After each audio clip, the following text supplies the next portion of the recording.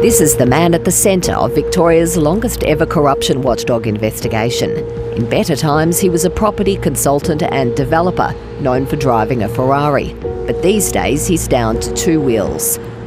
This week, John Woodman failed in his 11th hour legal bid to block the release of today's findings. We found that two Casey councillors, Sam Aziz and Jeff Ablett, actively promoted the interests of property developer and consultant John Woodman and his clients in relation to important planning matters before the council. The city of Casey in Melbourne's southeast is one of the fastest growing areas in the nation, and here shady dealings between Mr Woodman and local councillors to gain favourable planning decisions were exposed by IBAC. IBAC's investigation laid bare corruption risks in council decision-making, specifically in relation to planning and ethical weaknesses in council governance. IBAC also identified risks in both state and local government political donation arrangements and the very limited regulation of lobbying activity. IBAC's probe related to 4 planning decisions in the city of Casey. The most controversial was the rezoning of land in Cranbourne West to residential, which would have increased its value by about $100 million. It was rejected at the 11th hour by the Planning Minister Richard Wynne, a year after the IBAC hearings began. It's a risk of corruption both at the municipal level and in the area of planning in Victoria. It's a risk that would be mirrored in any municipality within the state, and quite possibly beyond it into Australia at large. John Woodman's lobbyists were recorded in covert surveillance, dropping cash in suitcases and paper bags to City of Casey councillors. IBAC's most damning findings relate to councillors and Liberal Party members Sam Aziz and Jeff Ablett, who between them pocketed about $1 million in return for favourable planning decisions. You're lying to me, aren't you? This isn't it easier just to admit that he bribed you for $250,000 and you've made a belated attempt to try and cover up? Can I ask you, what would he bribe me for? He already achieved what he wanted. At public hearings held in 2020, Michael Tovey, councillor Sissing, IBAC grilled Sam Aziz. Well, it's not technically not correct. It's just a blatant lie, isn't it? Can't you bring yourself to consider that, whether that's a matter of reality or not, Mr. Aziz? No, I can't, because it wasn't a lie. It was a complex negotiation. Many of the elaborate financial arrangements between Mr Woodman and these two councillors were designed to conceal the nature or source of the funds and to give them the appearance of legitimacy. IBAC's Operation Sandon has exposed how donations can be used to gain privileged access to key decision makers, from local councils right up to the Premier and senior ministers. Efforts were made to conceal payments through associated entities and the fundraising arms of both major political parties. The level of access to politicians depended on how much cash you had to splash. Some of the events were even described as ministerial speed dating. Oh, John, hi, it's Amy Sullivan speaking, Enterprise Victoria. How are you? In February 2019, at the IBAC inquiry, the Executive Director of Enterprise Victoria, the fundraising arm of the Liberal Party, was adamant that donations do not buy favours.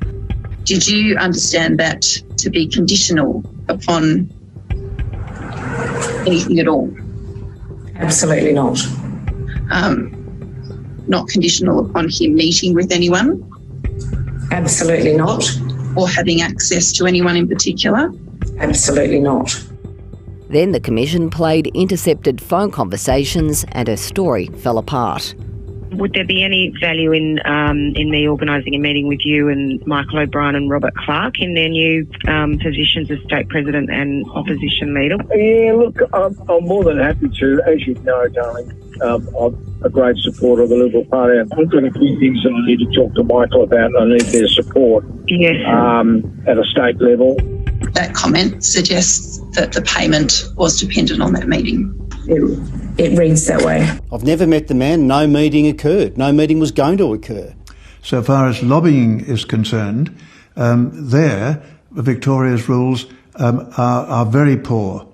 Other states, like Queensland, New South Wales and ACT, require ministers' diaries to be open and made available to the public.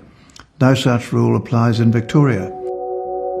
Between September 2010 and June 19, almost $1 million in 180 transactions from entities and accounts linked to Woodman were made to the two major political parties. Almost $440,000 in 84 transactions to the Labor Party and more than $530,000 in 97 transactions to the Liberal Party. Woodman also wined and dined the Victorian Premier Daniel Andrews at this swanky Chinese restaurant in 2017. IBAC accepted evidence the Premier told Mr Woodman's lobbyist to pass on his regret about a delay in a planning decision. An intercepted phone conversation recorded the lobbyist telling Mr Woodman the Premier praised his contributions to the Labor Party and lamented that he was being pursued over corruption allegations by a journalist who was an arsehole. I'm not in the habit of referring to journalists or anybody in those terms, and that was what I told IBAC. IBAC made no adverse findings against Mr Andrews, who was allowed to give his evidence in private. If you look in the report, it has a list of people for whom there is adverse commentary. My name's not on that list.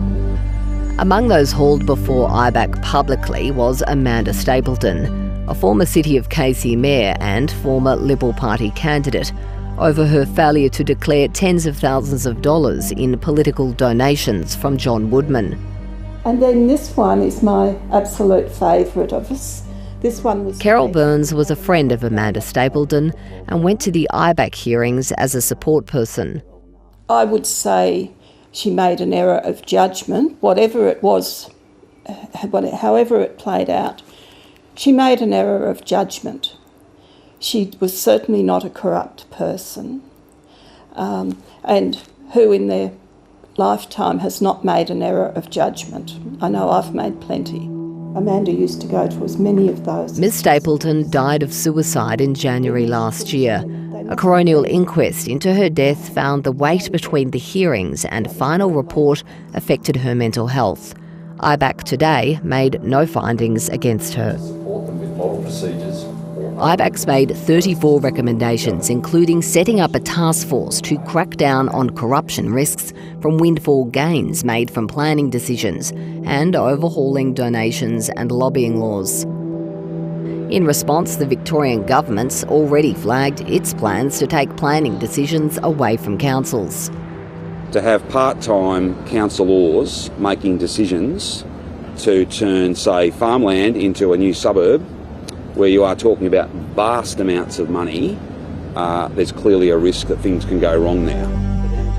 IBAC's asked the Premier to oversee the task force that'll be set up to implement its recommendations.